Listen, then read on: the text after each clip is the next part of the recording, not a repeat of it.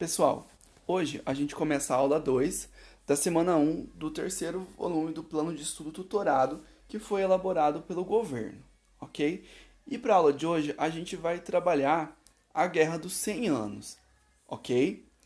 Então, para a gente estudar uma guerra, a gente tem que ter alguns critérios em mente. Primeiro, lados em conflito, ou seja, quem que está querendo se pegar, ou quem que vai se pegar nessa guerra, certo? Duração, quanto tempo que essa guerra durou, tá? Ou que ano que começou e que ano que terminou. Causas, por que esse povo está querendo sair no tapa, ou por que esse povo saiu no tapa, não é? O estopim, qual que foi assim, tipo, a gota d'água ou a desculpa que foi dada pelos dois lados para entrar na guerra? Porque geralmente as pessoas elas não são muito sinceras quando se trata de guerra. Ninguém fala que é o território do inimigo, ou que quer matar o inimigo. Geralmente o estopim ele vai uma causa mais nobre, entendeu? Dá um vernizinho ali, ó. A gente não tá guerreando porque a gente é ruim. Basicamente isso. O desenrolar. Como é que foi essa guerra? Teve fases? Não teve? Quais as batalhas? Como é que foi? Como ela chegou ao fim e quais resultados que ela deixou? Certo? Então vamos contemplar agora cada um desses momentos, tá? Começando pelos lados em conflito. Aqui eu esqueci de marcar um slide para isso, mas vocês podem copiar esse slide aqui, ó, lados em conflito, e escrever Inglaterra versus França, que foram os dois lados que se enfrentaram aí na Guerra dos 100 Anos, certo? A França, esse pedacinho, esse país que está em verde, verde meio claro aí, e a Inglaterra, esse país que está em vermelho. Como vocês podem perceber, esse mapa tá ali no cantinho, 1429.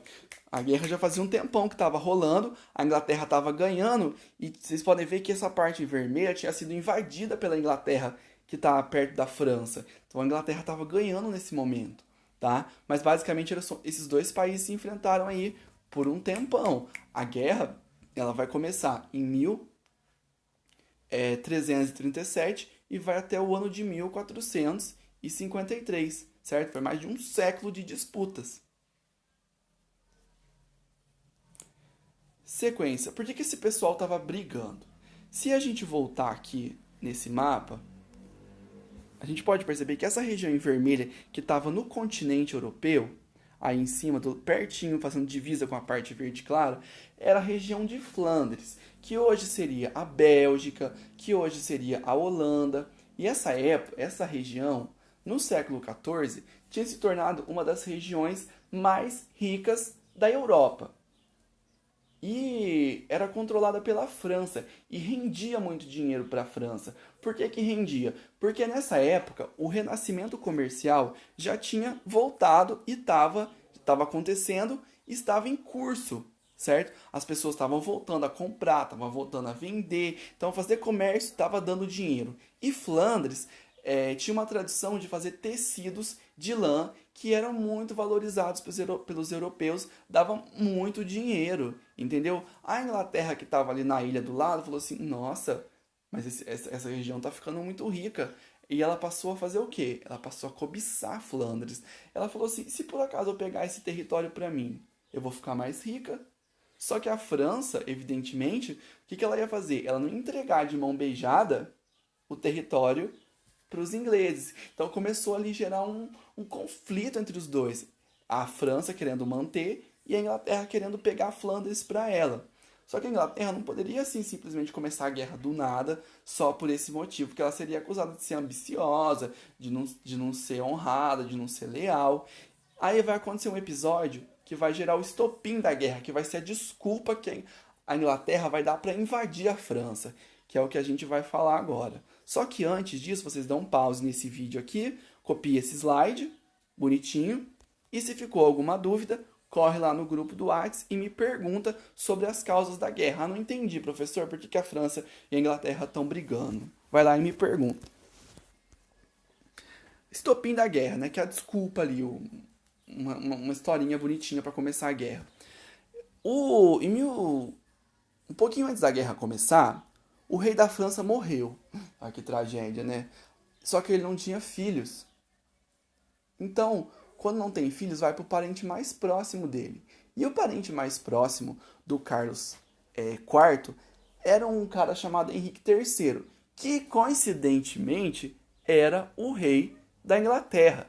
Então, a hora que os ingleses ficaram sabendo disso, ó, o Carlos IV bateu as botas, passou dessa para uma melhor.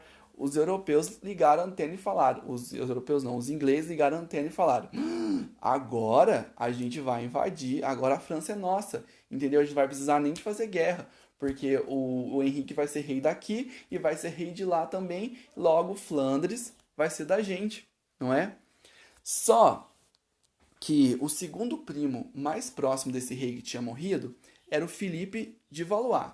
Só que o Filipe de Valois era parente pro lado do pai e o Henrique era parente pelo lado da mãe, entendeu? Do rei que tinha morrido. Aí os franceses, que não queriam ser governados pelo rei da Inglaterra, falaram assim: infelizmente, a gente queria muito que vocês fossem, que o Henrique III fosse o nosso rei. Porém, aqui na França a gente tem uma lei que se chama a Lei Sálica, que diz que o rei precisa ser, o sucessor do rei precisa ser parente do pai, por parte de pai. Infelizmente, o Henrique III, ele é parente pelo lado da mãe, então ele não pode governar a Inglaterra. Ele não pode governar a França, ele vai ter que ficar só com a Inglaterra. Então a gente vai colocar o Filipe de Valois para governar a França, porque ele é parente pelo lado do pai, olha só que triste, né? Aí os ingleses não aceitaram muito essa história, mas os franceses continuaram, foram lá e coroaram o Filipe de Valois como rei da França.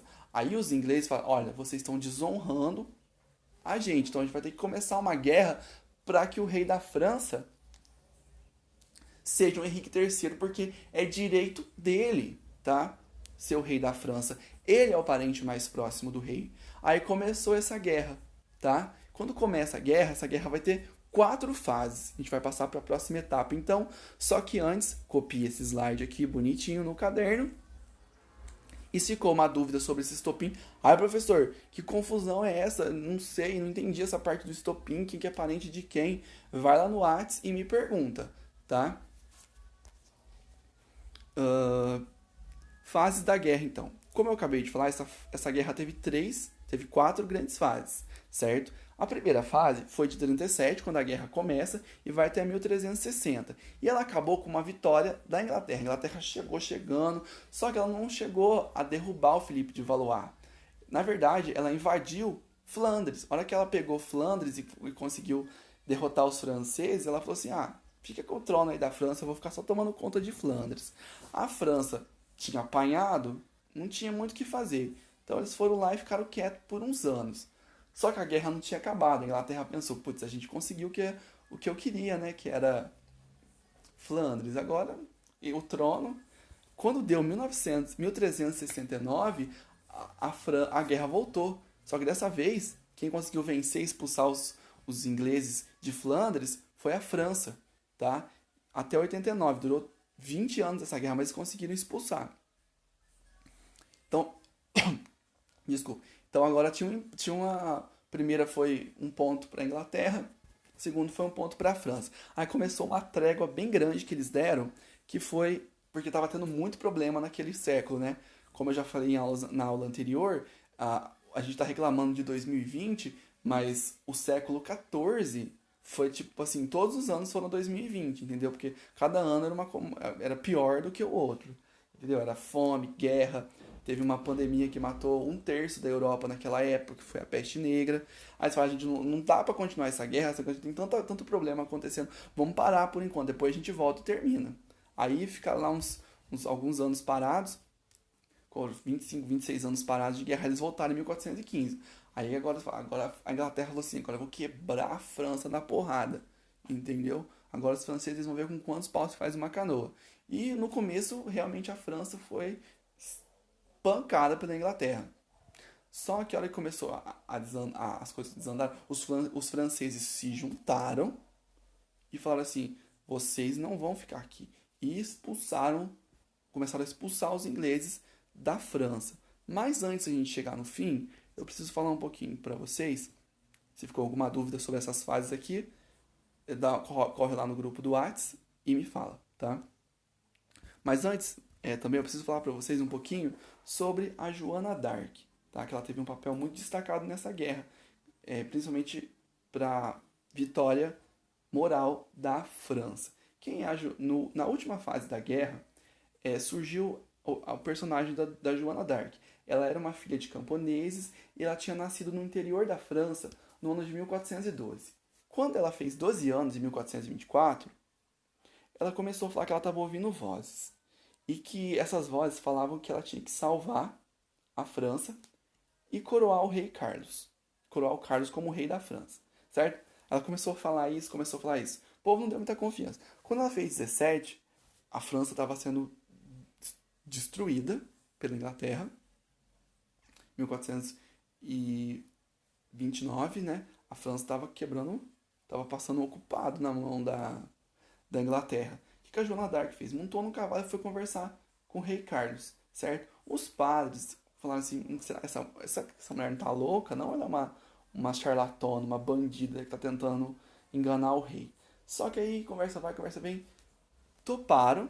A Joana d'Arc acabou ganhando a confiança de todo mundo. Inclusive, eles pegaram ela e colocaram ela para liderar, não liderar exatamente, mas colocaram ela na frente do exército da França e meio que ela puxava o exército, um apoio moral ali. E o exército francês, curiosamente, começou a ganhar depois que a Joana d'Arc entrou. Começou a ganhar, é como se ela tivesse dado um ânimo para a guerra, entendeu? Só que aí tinha um francês, que ele não gostava do rei da França. Então ele preferiu ajudar os ingleses do que ajudar o próprio rei da França. O que ele fez? Ele armou uma emboscada, prendeu a Joana d'Arc e mandou a Joana d'Arc para a Inglaterra, certo? Lá ela foi presa e entregue aos ingleses, certo? E armaram um tribunal da Inquisição para ela, porque como ela falava que ela ouvia voz, o pessoal falou, essa mulher tá ouvindo voz, então ela é bruxa, certo? Porque aí tava voltando essa história na Europa, sempre que uma mulher fugia dos padrões no continente europeu, ela recebia uma acusação de ser bruxa, certo? Então ela estava ouvindo vozes, olha, onde já se viu, ela é mulher num exército de homens e guerreando, isso não é papel de mulher. Essa mulher é a bruxa. Então o que fizeram com ela? Queimaram ela na fogueira. Quando os franceses descobriram isso, eles falaram assim, a gente precisa vingar a Joana d'Arc. Olha o que eles fizeram com ela.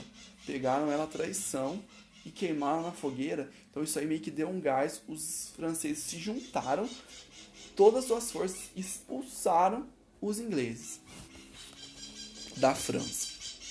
E a guerra acabou chegando então ao fim, certo? Então dei uma paradinha aqui, copiei esse slide. E se ficou alguma dúvida sobre o papel da Joana d'Arc na guerra, vai lá e me pergunta, tá? Então, final da guerra. Tecnicamente, a guerra terminou empatada. Como assim? Não, a Inglaterra acabou desistindo de continuar a guerra e a França acabou ficando com os territórios. Só que não teve um tratado de paz como era comum. A guerra acabou, vamos fazer um tratado de paz? Não teve. Então a guerra foi dada como um empate. Só que é uma vitória moral da França, né? Que a França estava perdendo como se ela tivesse 3-2 e ela conseguiu virar no final do jogo. Ou não perder, pelo menos, entendeu? Os dois países se endividaram muito. A Inglaterra entrou numa convulsão política e social muito grande, começou a ter muito problema. Assim que acaba a Guerra dos 100 Anos, em 1453, 2 anos depois começa uma guerra civil dentro da Inglaterra, em grande parte gerada por causa da Guerra dos 100 Anos. Várias áreas agrícolas da França foram destruídas, porque as batalhas aconteceram na França. Em compensação, o rei francês, antes da guerra, a autoridade dele era muito menor do que depois. Ele ficou muito forte depois, porque as pessoas falaram assim, pra gente não perder, a gente tem que se juntar e obedecer ao rei. Então o rei ele acabou se fortalecendo nesse processo, tá? Então, dá um pause aqui, copia esse slide e depois, se tiver alguma dúvida sobre o fim da guerra, vai lá no grupo do WhatsApp e me pergunta.